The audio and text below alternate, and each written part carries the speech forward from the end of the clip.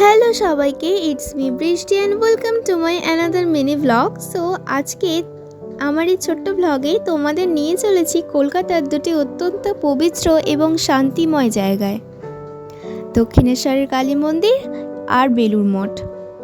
Actually আজকের এই দিনটা না আমার কাছে সত্যি খুবই স্পেশাল।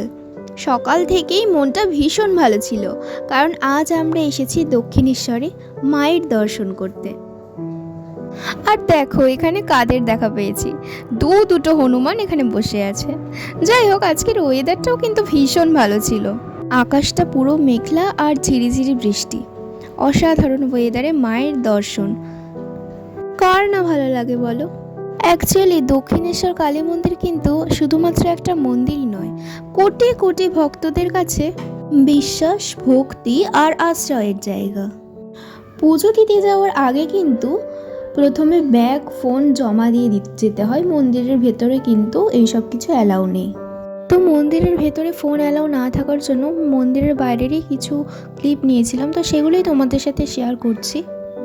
চারিদিকে পাখির কলতান, প্রচুর গাছপালা, গঙ্গার পাড়ের ঠান্ডা হাওয়া আর মেঘলা আকাশ, ঝিরিঝিরি বৃষ্টি, আর সাথে মায়ের দর্শন, সব মিলিয়ে দিনটা যেন আরও স্পেশাল হয়ে উঠেছিল।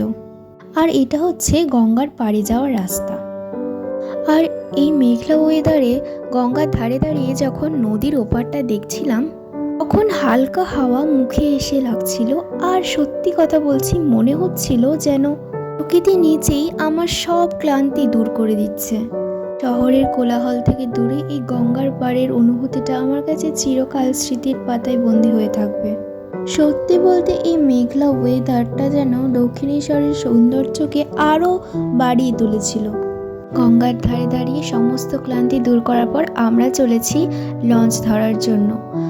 আমাদের ডেস্টিনেশন দক্ষিণেশ্বর থেকে বেলুড় মঠ, তাও আবার লঞ্চে করে। এই জার্নিটা নিশ্চয়ই তোমাদেরকে বলে বুঝিয়ে প্রকাশ করা যাবে না, বিকজ আমার কাছে এই ফিলিংসটা যে কীরকম ছিল সেটা সত্যি আমি নিজেও বলে বোঝাতে পারবো না। আর এখান দিয়ে আমরা হেঁটে চলেছি, নিচে গঙ্গা আর উপর দিয়ে ব্রিজ। অ্যাকচুয়ালি এটা হচ্ছে লঞ্চে ধরার জন্য যাওয়ার রাস্তা। আর এখন আমি লঞ্চেও উঠে পড়েছি। আর তোমরা তো দেখতেই পাচ্ছ কতটা পরিমাণে ভিড় হয়েছে লঞ্চে। অ্যাকচুয়ালি সবাই যেন তাদের এত ব্যস্ত জীবনের মধ্যেও গঙ্গার কাছে এসেছে শুধুমাত্র একটুখানি শান্তি খুঁজে নেওয়ার জন্য। আর আমি তো লঞ্চের ডেকে দাঁড়িয়ে চারপাশটা দেখছিলাম আর চারপাশের দৃশ্য একদম মন থেকে উপভোগ করছিলাম। নদীর ঢেউয়ের হালকা শব্দ, ঠান্ডা বাতাস, ঝিরিঝিরি বৃষ্টি, তার সাথে এক কাপ চা। এই ফিলিংসটা আমার কাছে সত্যি একটা অন্যরকম ছিল। আসলে সব মিলিয়ে তখন এমন একটা পরিবেশ তৈরি হয়েছিল না, যেটা ক্যামেরায় যতটাই ধরা পড়ে বাস্তবে তার থেকে অনেক অনেক বেশি সুন্দর। আসলে আমি এই মুহূর্তটার অনেক ছবি আর ভিডিও রেকর্ড করে রেখেছিলাম, যাতে আজকের এই দিনটার কথা আমার বারবার মনে পড়ে।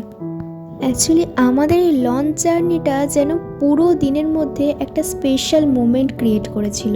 আর বলতে পারো পুরো দিনের মধ্যে এটা যেন একটা সেরা জার্নি হয়ে উঠেছিল। তারপর আমরা পৌঁছে গেলাম আমাদের ডেস্টিনেশনে বেলুড় মঠ। গঙ্গার ওপার থেকে লঞ্চে করে যখন আমরা এপারে আসছিলাম, বেলুড় মঠটা হালকা করে দূরে দেখা গেলেও দূর থেকে যতটা না সুন্দর, কাছে আসলে যেন আরও সুন্দর বলে মনে হচ্ছিল। আর বেলুড় মঠের কথা নতুন করে কী বা বলবো, এই সৌন্দর্য আর চারিদিকে এত নীরবতা, মনেই হবে না যে বাড়ি ফিরে আসি। যাই হোক, তাও তো বাড়ি ফিরতেই হবে। আর আজকের এই ভিডিওটা আমি এখানেই শেষ করছি। কেমন লাগলো আমাকে অবশ্যই কমেন্ট করে জানিও, ভালো লাগলে একটা লাইক করো।